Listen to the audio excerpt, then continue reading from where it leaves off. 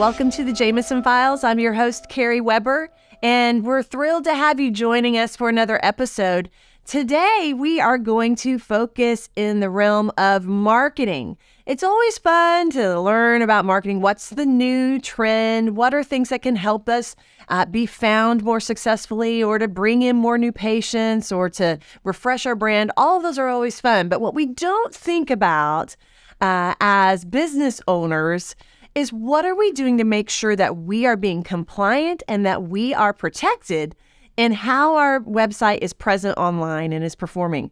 You may or may not know that there are pieces to your website that must be compliant according to the Americans with Disabilities Act. And so I am so thrilled to have our Chief Marketing Officer, Nate Porter, with me today for this episode to talk about not only what you need to be doing to make sure you're protected and being represented correctly according to those ADA standards on your website, and how to evaluate to see if perhaps you need to do some updates.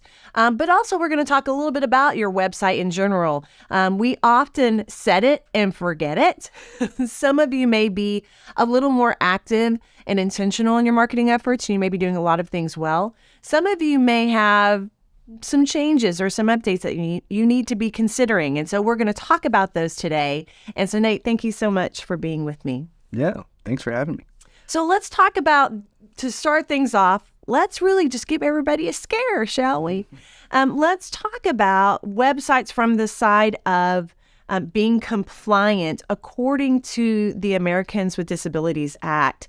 What you even mean? Why are we even talking about this? Can you give a little bit of an update, maybe a news report, so to speak, on what we're talking about today? So about 15% of the population has some sort of disability that would impair them from interacting with your website the way that, you and I would.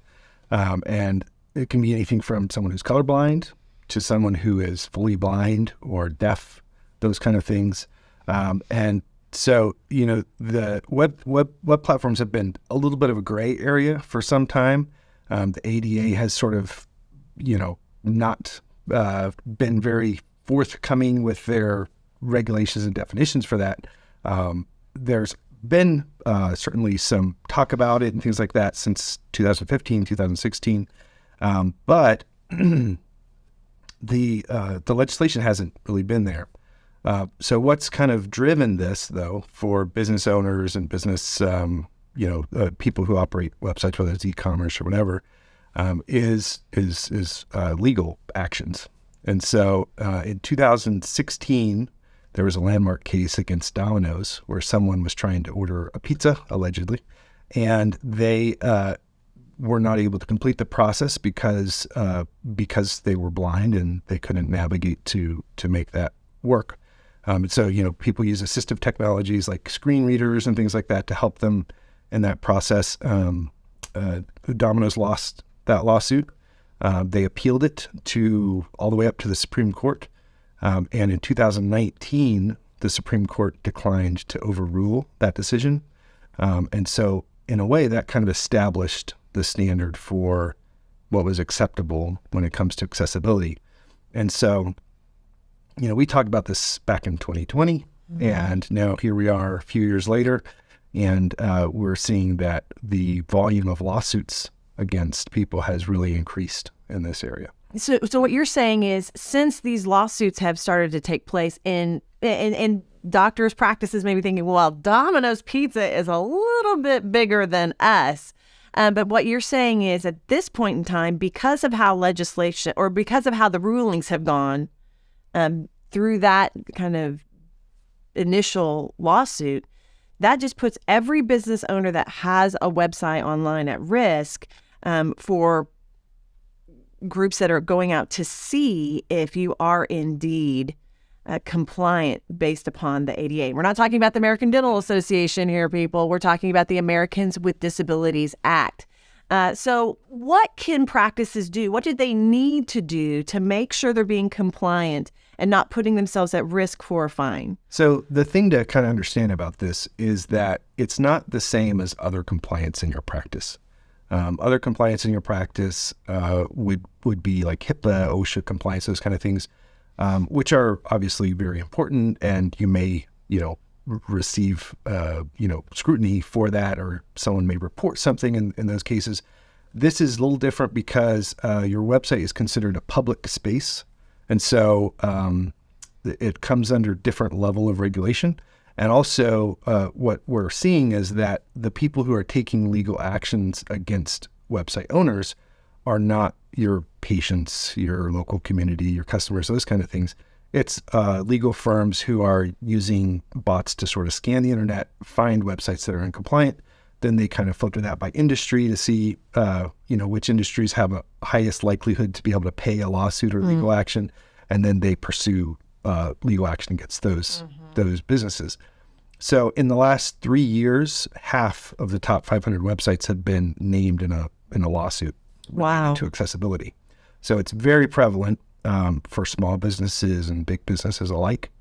And they're winning these lawsuits. And essentially what they're doing is when they find a website that is not compliant with accessibility, they work with a plaintiff on their side to bring the suit, and then they take legal action. So it can be very costly. So what can be some of the initial steps that practices can do to make sure that they are indeed kind of have their I's dotted and T's crossed in this respect? So the usability factor is fairly easy to understand. The implementation is a little bit more difficult. What you have to look at is, for people who are colorblind, for instance, you can't have things where you're using only color to indicate something. So if a field on a form is required and that's indicated by red text, well, somebody who's colorblind can't tell that. Yeah.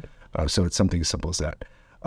For someone who's blind, there is assistive tags or text that goes along with images, that goes along with the fields on a form that tell it what it is. It's in the code. It's not visible on the front end, but as someone's using a screen reader, it tells them what that is. Okay. The same for video. So for video, you are required to have closed captioning so that it can read what's happening throughout the video, and also text that tells it what the video is about.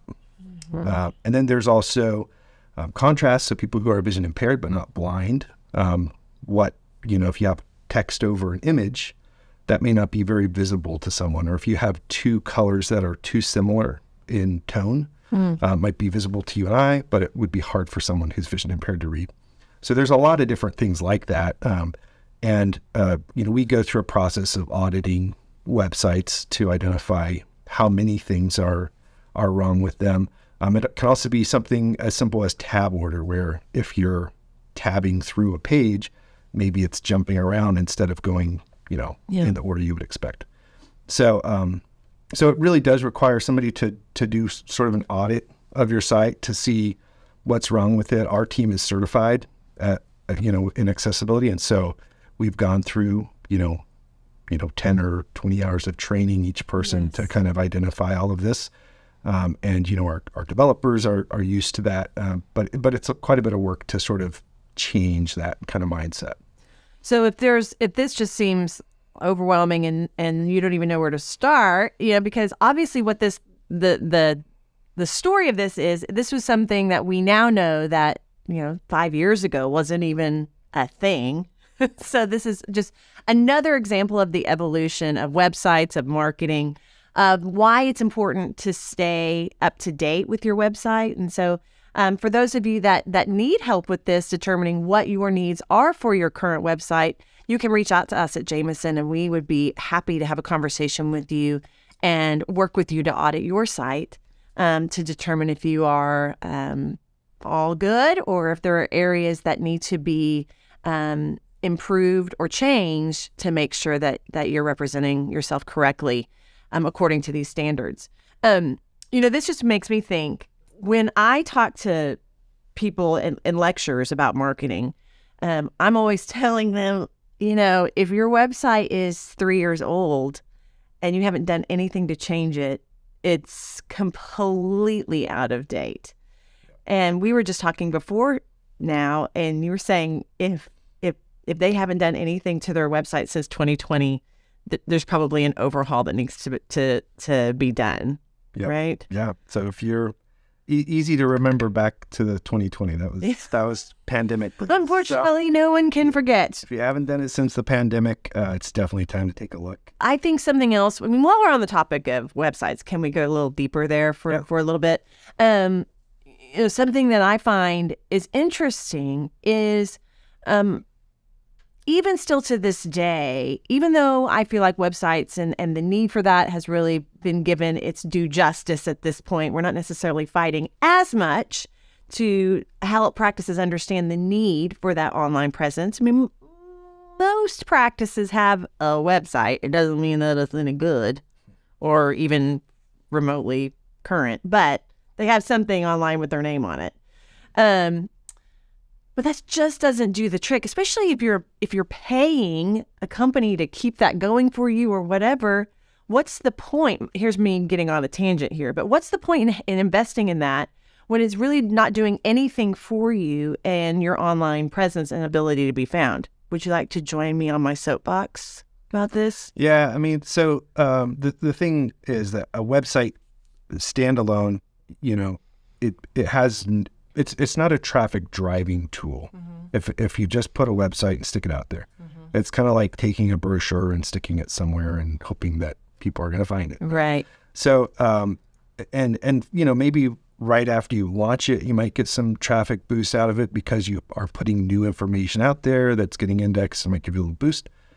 But if you're wanting to actually drive traffic, especially if you're in an area that's somewhat competitive, it needs to be, fresh. And it needs to be something that is you're proactively kind of putting new content out there, constantly kind of letting people know that you're in business, you're active, you're what you're about, all of those kind of things. Google especially has a really hard job when it comes to local businesses because there are thousands of local businesses. And Google needs to try to figure out which ones are open, which ones are relevant, which ones are engaging and popular. And so if it looks like nothing's happened for a year, Google, I don't know. Yeah. Are they still open? Are they, so there's a lot that goes into that. Now, if you're in a rural area and you have zero competition, and really it is just a brochure, so there's someone types in your name, they kind of know what you're about. Maybe it's not as big a deal. But there's fewer and fewer situations like that.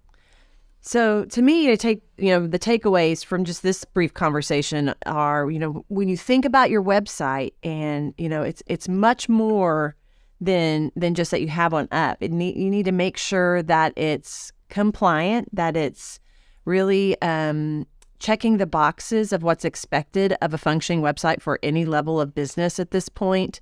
There is an expectation because of that public domain piece.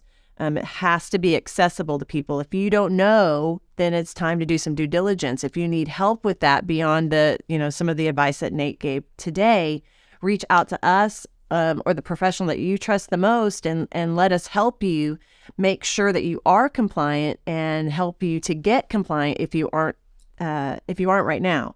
In addition, just to remember that your website represents you in a lot of ways, not only in your ability to be found by your communities or the right patients for you, but it also reflects upon people a perception of who you are as a practice. And by choosing not to keep it up to date, you're losing relevance with every year because websites adapt based upon how the user functions online.